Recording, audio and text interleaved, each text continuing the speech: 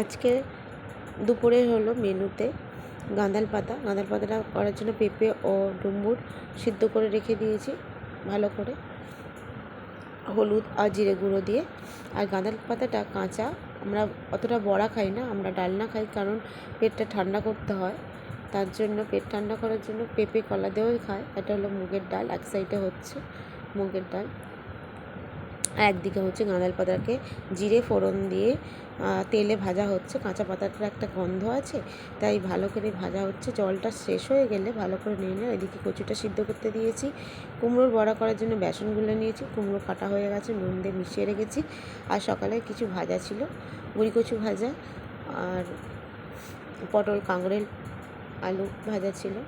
এবার পেঁপে আর ডুমুরটা সিদ্ধ করা ছিল, সেটাও দিয়ে দেবো। পাতাটা ভাজা হয়ে গেলে ওটা ঢেলে দেবো, দিয়ে ফুটিয়ে যে যেমন ঘন বা পাতলা মিডিয়াম খেতে চাও সেরকম পরিমাণে জল দেবে, একটু নুন দেবে, নুন কম হলে চেখে দেখবে। এবং কলমি শাকটা এক সাইডে ভাজতে দিয়েছি।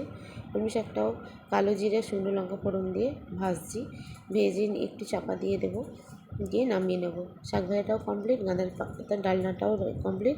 এবং বেসন গুলে রেখেছিলাম, বেসনটাকে আরেকবার ফেটে নেবো, নিয়ে কুমড়ো বড়াটা ভেজে নেবো। আজ এই রেসিপিটা কেমন লাগলো সুন্দর করে গঠনমূলক কমেন্ট করতে ভুলবে না। সবাই সুস্থ থেকো, ভালো থেকো।